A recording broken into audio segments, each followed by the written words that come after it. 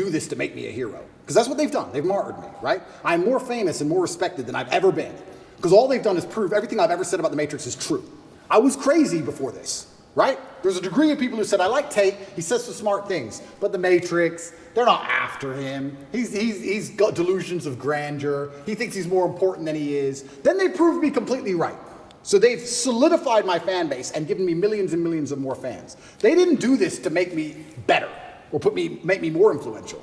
They didn't do this to put me in a better position. They did this to do the absolute opposite. So they're sitting there and realize that their attempt has failed. So you have to double down. If you start bluffing in poker and the guy calls your bluff, you just bluff. You have to put some more money on the table. You can't lose now. Yeah. If you lose now, the game's over. They're in too deep. They're in too deep. They made an international song and dance, and they intended to make an international song and dance, and they took a gamble, and the gamble was simple. He's famous. He has enough sexual history. We will find somebody who's upset with him. We'll find an angry ex-girlfriend. We'll find a bitter girl. We'll find somebody who will take the stand and wreck him, and they failed because I'm not a bad person.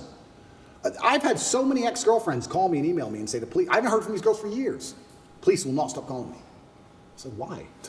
Have you told them? I've told them they will not stop calling me. They ask if I can give a personality profile on you. What does that even mean? I thought this is Law and Order. Yeah. I thought this was a Korean personality profile. What garbage are they trying to just extract from people just so they can get enough pieces of paper in a file? Are those people going out and saying, I got a call from the cops, asking me questions about Tate, et cetera, et cetera? Are they going out? Well, the thing is this. Because a lot of these women I haven't known for a very long time, they're a difficult situation, right? Because they're married now. They have new relationships, or they have children, or whatever. They don't want to be known as Andrew Tate's ex. Their man certainly doesn't want that. It's not easy for them to now stand up and be my advocate, right? They send me an email. I'm like, look, I hope you're good, and this is unfair, and I hope you're good. But they don't want to get too involved in it, and I don't blame them. It'd be unfair for me to say, yeah, go and start telling them when you're Andrew. Her man may not even know she's my ex.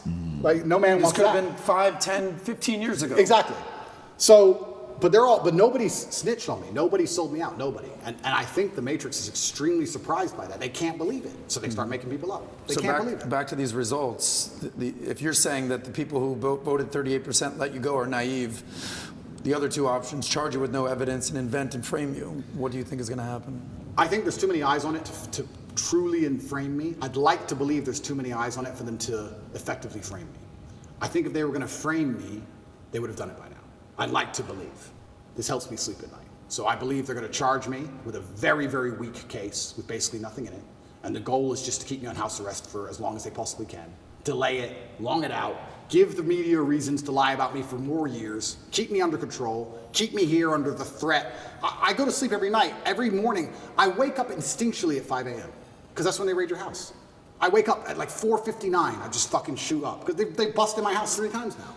It's not nice to have a bunch of men with guns bust in your house. It's not a nice experience. So every single morning I wake up expecting them to just turn up again with something else and drag me back to a prison cell. Who knows what? They'll just make it up. But the fact they made up this particular crime is because it's a hit piece and it's a slander on my reputation. If they would have done the same thing, let's say for tax evasion, would anyone care? No. Rich guy didn't pay a piece of paper. No one cares. We have to hurt his name. Human trafficking. Think about that. I said this to the judge. How does it make sense a man with no criminal record who is financially successful decides to begin to human traffic at 35 years of age? I have no financial motivation. It's clearly not my personality profile. I don't need money. Why have I begun to human traffic from nowhere? It doesn't even make any sense from a pure logical perspective. There's no motive to the crime.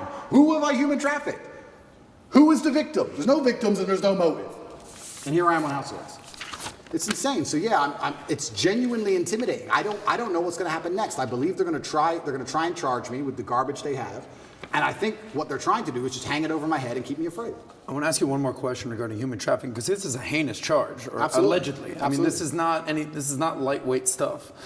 You famously ran a webcam business. Correct. Perfectly legal. Yep. Nothing wrong with that. I mean, Yep. I can't tell you how many women are doing OnlyFans these days. Yep. Webcam business. Yep. How much of a reason was that a correlation for the human trafficking, the sex trafficking, the webcam business?